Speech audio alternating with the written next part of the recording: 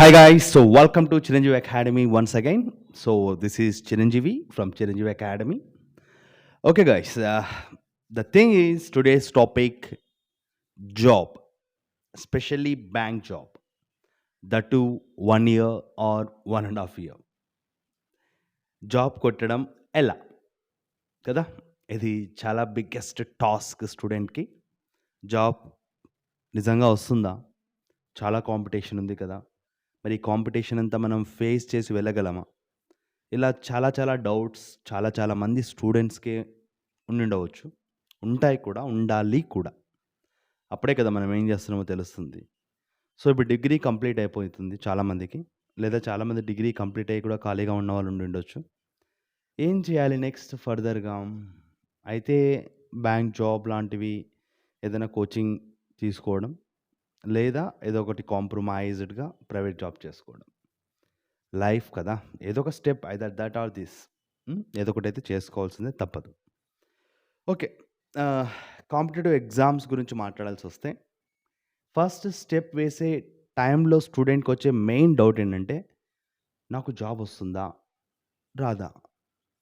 ఒకవేళ నేను ఇన్‌స్టిట్యూట్‌లో జాయిన్ అయ్యి, అక్కడ ఇంత టైమ్ స్పెండ్ చేసి, ఆ కోర్స్ ఫీ కట్టేసుకొని, హాస్టల్ ఫీ కట్టి, పేరెంట్స్ చాలా నమ్మకంతో జాబ్ కొట్టేస్తుంది మా అమ్మాయి లేదా మా అబ్బాయి కొట్టేస్తాడు అనే నమ్మకంతో నేను అనంతపూర్ వరకు వచ్చి కోచింగ్ సెంటర్‌లో జాయిన్ అయిన తర్వాత కూడా జాబ్ రాకపోతే ఏంటి పరిస్థితి? హ్మ్. ఇలాంటి చాలా చాలా డౌట్స్ చాలా చాలా మంది స్టూడెంట్స్‌కి ఉండవచ్చు. సో, కెరియర్ ఆప్షన్ చాలా చాలా ఇంపార్టెంట్. ఇప్పుడు ఎలా తీసుకోవాలి మీ ఫర్దర్ స్టెప్? మీ ఫ్యూచర్ ఎలా డిజైన్ చేసుకోవాలనేది కంప్లీట్‌గా మీ చేతిలోనే ఉంది. ఓకే. జాబ్ నిజంగా వస్తుందా అంటే, అఫ్‌కోర్స్ నిజంగానే వస్తుంది. 100% జాబ్ వస్తుంది. నేను ఛాలెంజింగ్‌గా చెప్తున్నాను. ఈ వీడియో చూసే ప్రతి ఒక్కరికి నేను ఇస్తున్న ప్రామిస్ ఏంటంటే జాబ్ పక్కా వస్తుంది. కానీ నీకే 12 అవర్స్ చదివేటువంటి పేషెన్స్ ఉందా నీకు?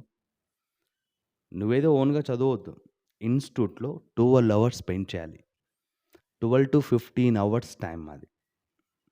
చిరంజీవి అకాడమీలో పర్ డే 12-15 అవర్స్ షెడ్యూల్ ఉంటుంది. మరి అలా కూర్చునే గట్స్ నీకున్నాయా? అయితే వచ్చేసేయి. లేదా వేరే ఏదైనా సింపుల్‌గా నెక్స్ట్ స్టెప్ తీసేసుకో. ఎందుకంటే కాంపిటేటివ్ ఎగ్జామ్ సెట్ కారు. First thing. మీరు తీసుకునేటప్పుడు ఫస్ట్ స్టెప్ ఇదే అండి. నా కెరియర్ ఎలా స్టార్ట్ చేయాలి అని చాలామంది అంటుంటారు కదా! దానికి ఫస్ట్ బేసే ఇది. 12-15 అవర్స్ నువ్వు కూర్చోగలవా? నీకంత పేషెన్స్ ఉందా? నువ్వు అంత డెడికేటెడ్ పర్సనా? హ్మ్. ఇవన్నీ చెక్ చేసుకో ఫస్ట్. ఎందుకంటే ఈ ప్రపంచంలో నీ గురించి నీకు తప్ప ఎవ్వరికీ తెలీదు. ఈవెన్ మీ పేరెంట్స్‌కి కూడా నీ గురించి నీకు తెలిసినట్టుగా ఎవరికీ తెలీదు కదా! కాబట్టి ఫస్ట్ నువ్వు ఇది డెసిషన్ తీసుకో. నువ్వు అలా కూర్చునే పాటైతే ఇలా వచ్చేసేయి చిరంజీవి అకాడమీకి. ఇప్పుడు నేను అలాంటి వాళ్ళ కోసం మాత్రమే గ్యారంటీగా చెప్పగలను. నీకు అంత టైమ్ స్పెండ్ చేసి పర్ డే కూడా జాబ్ రాలేదు అంటే, నీ అమౌంట్ కూడా రిటర్న్ తీసుకొని వెళ్ళు. నీ అమౌంట్ మాత్రమే కాదు, మా వాల్యూస్ కూడా పోయినట్టే. ఆ వాల్యూస్ కూడా పోయినట్టే కదా! నువ్వు నిజంగా 12-15 అవర్స్ చిరంజీవి అకాడమీ ఇన్‌స్టిట్యూట్‌లో స్పెండ్ చేసి, మేమిచ్చేటువంటి షెడ్యూల్ ఫాలో అవుతూ, మేమిచ్చేటువంటి కరిక్యులమ్ స్ట్రిక్ట్‌గా ఫాలో అవుతూ కూడా, నువ్వు ఒక జాబ్ కూడా కొట్టలేదు, లేదా ఒక ఎగ్జామ్ కూడా క్లియర్ చేయలేకపోయినావు అంటే, దాని ఫెయిల్యూర్ నీదైతే కాదు. మాది. కాబట్టి నేను ఖచ్చితంగా దానికి ఏమంటారు? ఈ ప్రామిస్ అయితే చేస్తున్నాను గదా! యూట్యూబ్ ఛానల్ ఇదివరకు కూడా చెప్పినాను ప్రామిస్. అదే ప్రామిస్ పైన ఉన్నాను. సీరియస్‌గా అండి. ఎందుకంటే స్టూడెంట్‌కి ఫస్ట్ క్వాలిటీ గవర్నమెంట్ సెక్టార్‌లోకి ఎంటర్ కావాలంటే ఉండాల్సినటువంటి బేసిక్ రిక్వైర్మెంట్ నీకు 90% వచ్చిందా? 60%ఆ? నువ్వు డిస్టింక్షన్‌లో పాస్ అయినావా? లేదు నీకు బ్యాక్‌లాగ్స్ ఉండి సప్లీలో పాస్ అయినావా? ఇవన్నీ కాదు. నీకు అంత పేషెన్స్ ఉందా? నిజంగా నువ్వు అంత డెడికేటెడ్‌గా కూర్చోగలవా? అనేదే నీ ఫస్ట్ క్వాలిఫికేషన్. బ్యాంకింగ్ అయినా, రైల్వే అయినా, ఎస్ఎస్సి అయినా, ఈవెన్ ఎస్ఐ కానిస్టేబుల్ అయినా సరే, నీకున్నటువంటి ఫస్ట్ క్వాలిటీ ఏంట్రా అంటే ఇదే. డెడికేషన్. అది నీలో ఉంది అంటే Chiranjeevi academy is the best choice.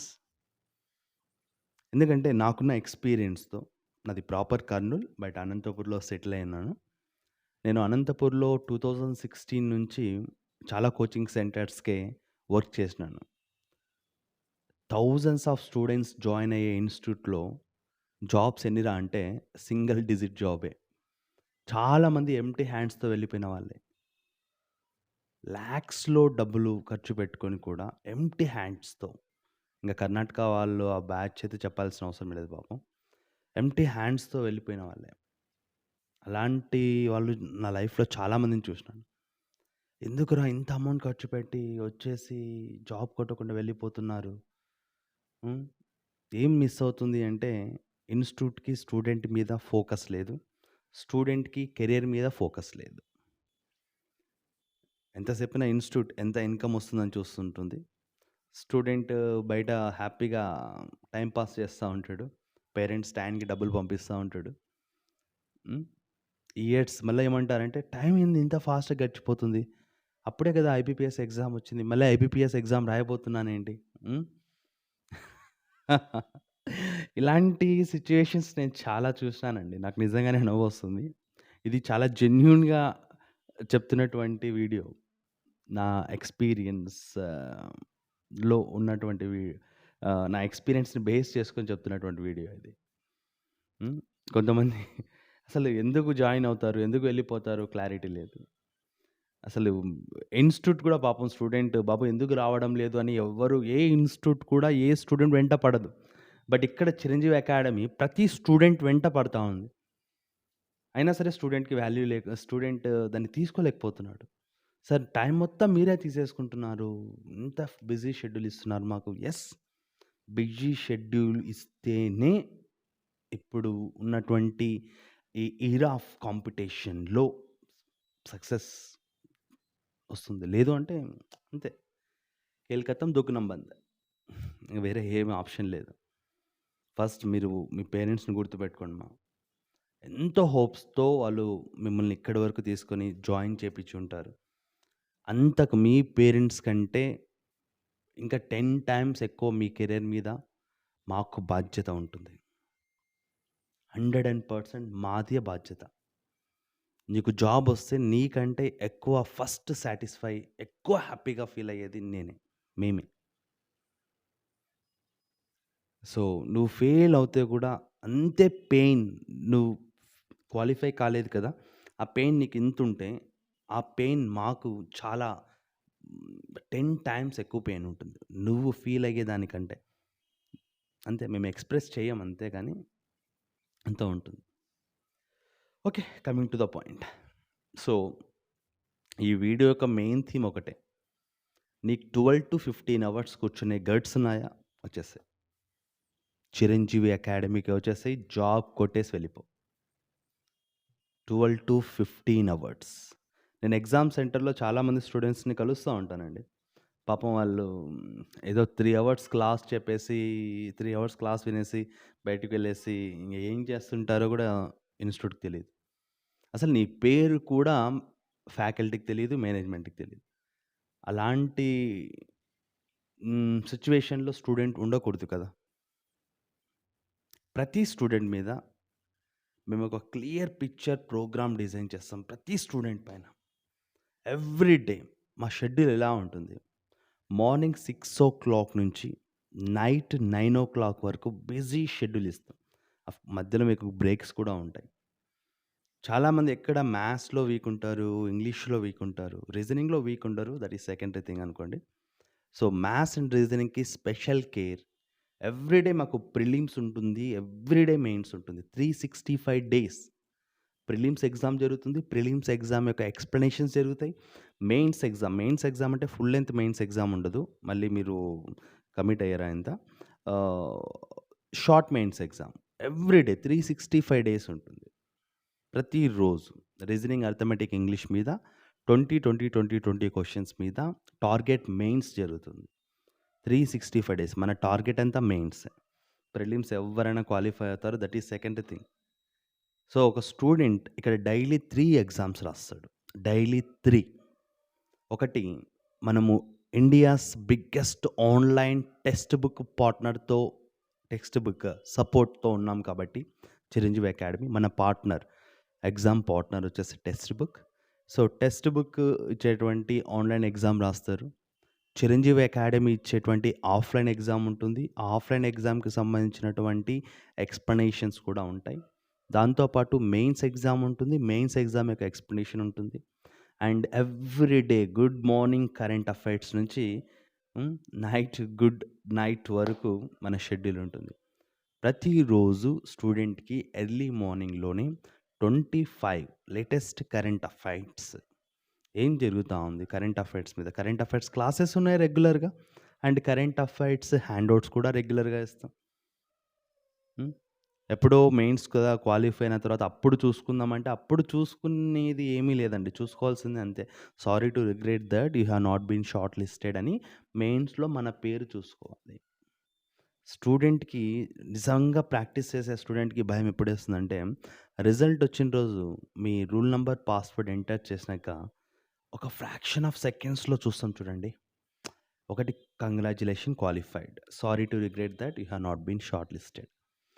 ఈ 2 స్టేట్మెంట్స్ ఎంత పవర్‌ఫుల్ అంటే, ఒకరిని నవ్విస్తే ఇంకోరిని ఏడిపిస్తాయి. ఈ రెండిటిని చిరంజీవి అకాడమీ బ్యాలెన్స్ చేయాలి స్టూడెంట్‌ని.